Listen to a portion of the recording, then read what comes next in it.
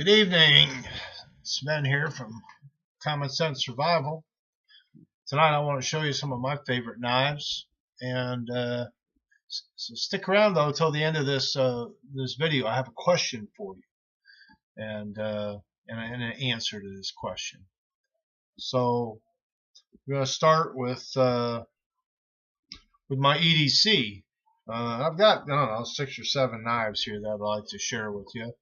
And these are my favorite knives, and maybe 1 or 2 of them, or maybe all of them are your favorite knives too, and that's all cool. Because knives, kind of like guns, are a personal thing. What fits me may not fit you, and what fits you may not fit me. And that's cool, because that's why it makes everybody an individual. So my first up, hey, my pocket knife that I carry all the time, and this is the Timberline Workhorse. It's a little bit on the heavy side, but I like that. Very easy opening, partially serrated. Carried this knife now for probably close to 10 years, if not longer. In fact, I've got 2 of them. Buddy of mine and I, we bought these knives at the same time, and he didn't really care for the knife and wound up swapping him something. So actually, I think my wife has one of these in her purse because it's just very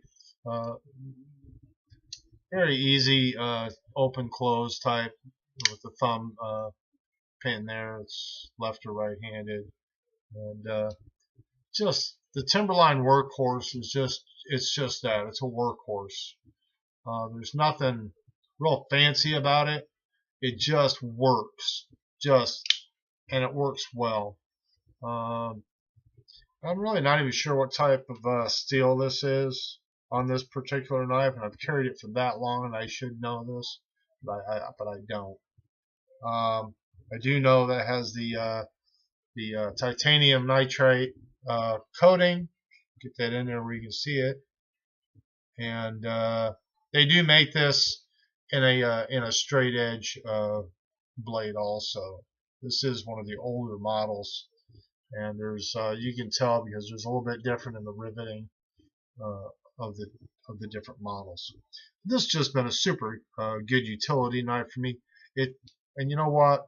There is just 10 plus years. There's no wiggle in that blade. Razor sharp. I'm not going to do that. I ain't got much hair left on that arm.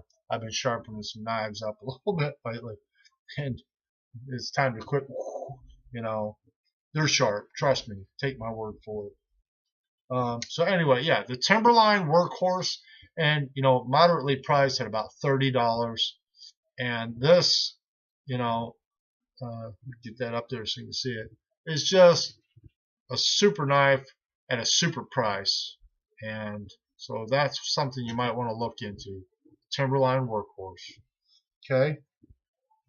And that's the only folder that I have here tonight. The next one on the list is going to be the Schrade SCHF. I believe this is the 24, and this is just a mid-size, small to mid-size, full tang construction. It comes with this nice little Kydex sheath and with belt loop on there. Get in there where you can see it. Hey, there we go. Or you can do something with your own belt loop if you like. But this is a super nice little knife too. It's got this kind of crazy looking handle, but it's really grippy. And, it's got all those contours on them handle scales, and it's got this real nice, sway back where you can really just get in there and choke up on that with your thumb and do some some little camp chores around your camp, or just like doing a little whittling with a smaller knife. This is just a real nice, very comfortable in the hand, and once again, razor sharp. That's the SCHF 24, but from Schrade. Just a super nice little knife, and they make a couple of similar models to this one. You might want to check out their SCHF line of little camp knives or bushcraft type knives. Now this is a real good size for doing some bushcraft work. It's got that nice swoop to the blade there, where if you want to make a spoon or something, or do some skinning, it's just a nice size knife. Locks in, little rattle. I'm not too worried about that. If it's really bad, I can always stuff some cotton down in the sheath or something just to keep it from rattling. Anyway, Schrade SCHF 24. Is it a survival knife? It could be. About $30 also. $30, $35, somewhere in that neighborhood. Mora. Hey, if you don't have a Mora, spend the $20 and pick you up one. Now they do have a range, 20 to 60 bucks, somewhere in that neighborhood. But once again, if you're looking for a type of a knife for doing some stuff around camp, once again I put a little orange paracord on there, just so if I drop it, hey, green and camo is great until you drop it, you can't find it. This is just a nice little utility knife. This one is a carbon steel. Get out of the glare there. And this thing is so sharp right out of the box because it has this Scandi grind on it, called a Scandinavian grind. This type of grind for the blade finish. And it's not a full tang. It's a stick tang, they call it, because it just comes back into the molded handle. But you know, not every knife's going to be a full tang type construction, and I'll show you that again here in another knife here in a moment.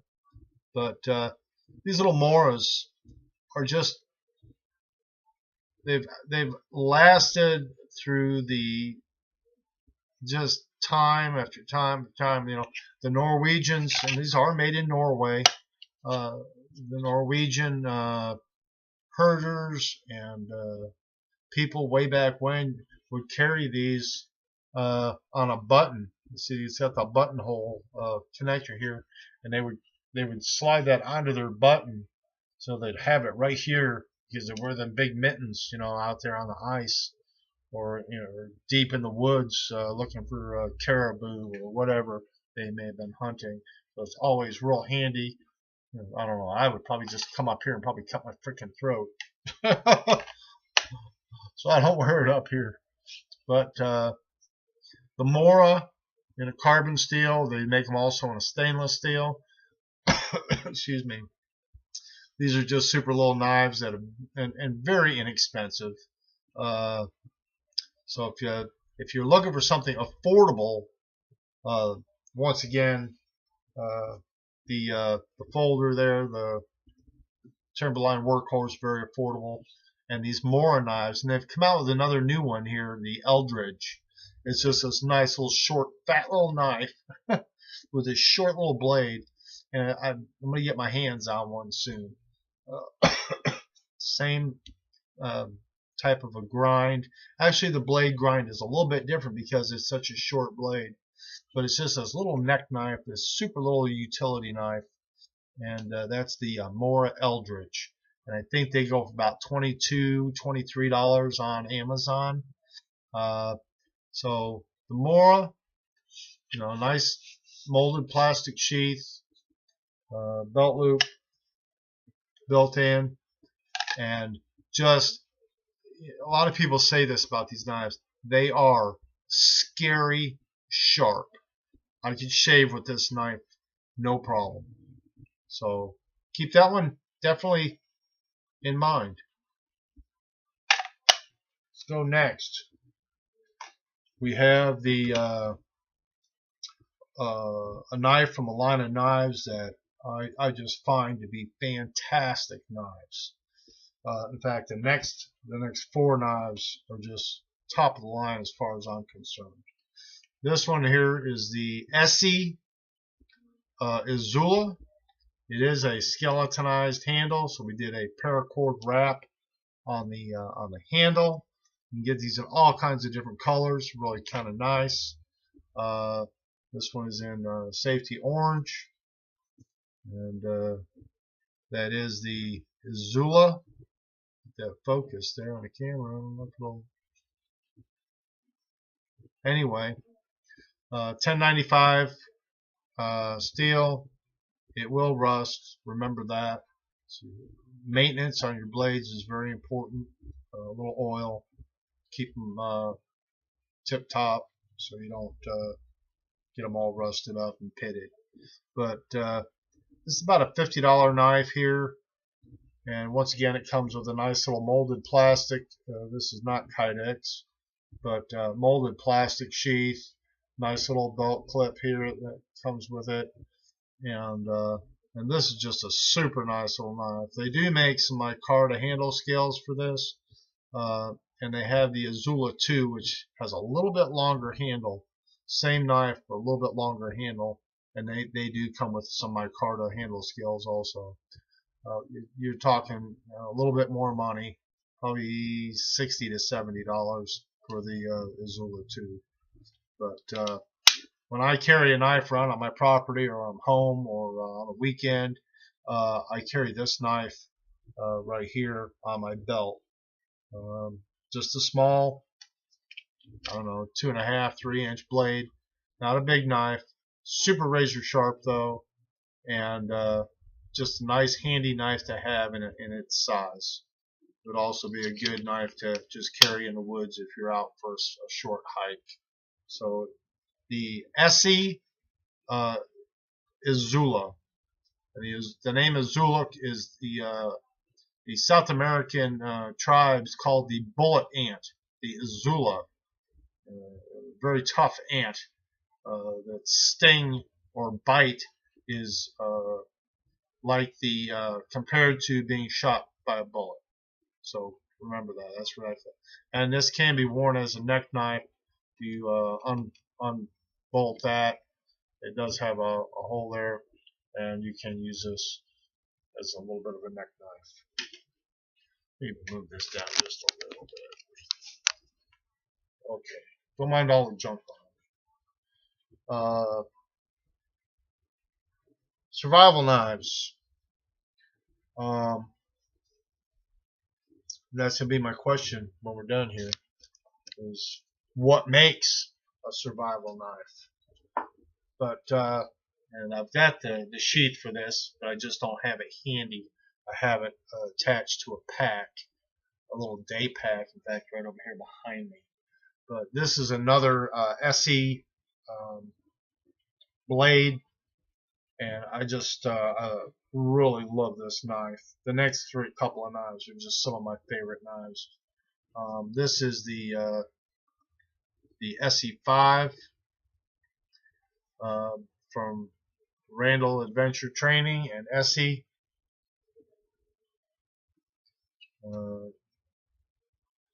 Made in the USA, and this thing is just a beast. It is a full tank construction. That means the blade and the handle all one piece, goes all the way through, and nice big pommel lanyard hole here with a point for a glass break. This knife was designed for the military. It also has here on this side of the handle, catch that in the light, a bow drill divot for doing bow drill fire. You would hold this here and use your spindle onto your board and create an ember. But anyway, this is a 5-inch blade, linen canvas micarta handles, and this is just one of my favorite all-round blades. So keep that one in mind. Now we're starting to cost a little bit more money here too. You're looking at probably about $150 for this knife, in that neighborhood, and it does come with a really super nice Kydex sheath that has a locking mechanism on it. so that once it's in the sheath, it cannot come out unless you unlock it. Just don't have it handy right now. But you know, I didn't just go, oh, well, I'm gonna just go spend $150 on a knife one day. I've owned these blades now for many, many years. This is one of my newer acquisitions. I bought this about a year and a half or so ago when I was on vacation, and just love this knife. A little heavy. It's at 16 ounces, 1/4 inch thick slab of steel, 1095 with that narrow point there. I'll tell you what, this thing is just tough. Once again, it was made for downed pilots, and couldn't ask for something, you know, tough knife. Moving on, I have the Becker, Ethan Becker designed K-bar BK7 aftermarket Kydex sheath. It's got a little fire starter clipped onto it there with a little custom made little leather sheath for that there. This is the BK7. I have modified this a little bit, not only the sheath, but I've also I have stripped that the finish off of this knife and did a tool black, which is a very tough black oxide coating used in tooling and that sort of thing in machine shops. You can buy that oxide on I think it was either Amazon or eBay. I bought that, and it's very easy to apply, and you see you get a really nice finish on that. Stainless hardware and a little hockey tape for grip, paracord lanyard. I've had this knife for about 4 or 5 years. I just love this knife. I love the shape of that drop, that little clip point there, and drop point. I always get that mixed up. Forgive me. But super nice knife in a mid-size, mid to large size type survival or camp knife, and just super. I love this knife. And Kydex sheath locks in. I think that's my other thing. Yeah, there ain't no rattle on that one. Then my newest, we'll set that aside for a minute. My newest acquisition. Once again, I've modified same modifications I did with the BK7. Is my BK9, and I've had this for a couple of weeks now, approximately, and this is just a beast in itself. Now I've done the same coating on this knife. I stripped that epoxy and went with that black oxide. Real super nice finish on that. And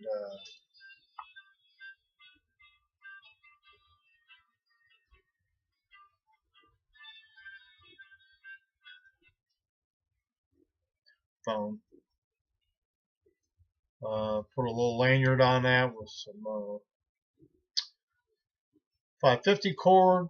Once again, stainless hardware and a little hockey tape. You can get linen micarta or canvas micarta handle scales for this. I chose to save my money and purchase a sharpening system instead. But I have that's the BK9, and this is in the range of your larger survival type knives. It's a little bit heavier forward weight to it, so it makes it a pretty good little chopper. And you know, if you know how to use your knife, you know, it can do so much more than just chop. You know, I could skin a deer with this. I can I could skin a squirrel with this. It's razor sharp, and it's all how you handle your blade. Also got into a big discussion here recently. Oh, that's a weapon. No. This is a tool. Okay? My knives are tools. It does not become a weapon until I stick it in somebody's face. And that's what makes the difference. I do not carry my blades as weapons. My blades I carry as tools. So remember that. Much also like the BK7, we've got a nice thumb ramp here where you can choke up on it, or you can choke up by wrapping your thumb around the handle scales, choke up on it that way. So it's all how you use it and what your intentions are as far as the law is written. So BK9. I have my own belt loop system that also doubles as a strop. So if I'm out in the woods and I want to touch up my blade, I have a nice leather strap here that I can use. Get a good picture of that there as a stropping. And I've got the same here on my BK7. Okay. And just touch your blade up, carry on. So anyway, I was going to ask at the beginning of the, I said I had a question for you. And the question is this. This here is the Kershaw Mini Skinner. Okay. Nice little leather sheath. Okay. Razor sharp once again. My question to you is, and here we have the SE5. Okay. Big difference. Okay. Which one of these is a survival knife? Okay. Well, they both are survival knives, because if all I have is this and I'm stuck out in the woods somewhere, then this becomes my survival tool. Now, if I'm lucky to have this with me, then this becomes my survival tool, and this becomes my survival knife. Okay? But I don't always have this with me. So this may become my survival knife. Or this little SE Azula may become my survival knife. Or whatever blade that you have readily available to you when you're caught with your damn pants down, and that is all you have, then that becomes your survival knife. Remember that. That is a survival knife. Why? Because that may be all I have available. And I am stuck somewhere where I never thought I'd be stuck. And it's what's comfortable for you. You might look at that and say, I'd never buy that. Hey, you're not comfortable with something like that. That's good. You know, find something, and I stress this all the time.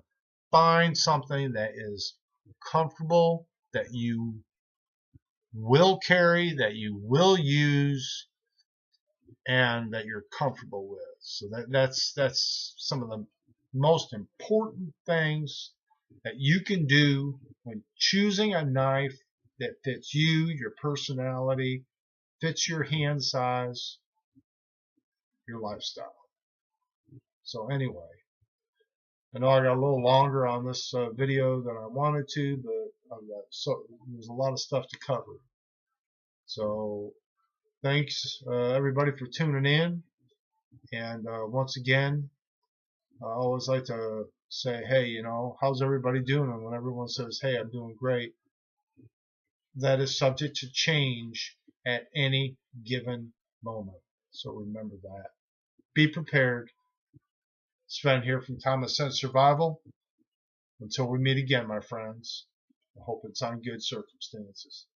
Good night. God bless America.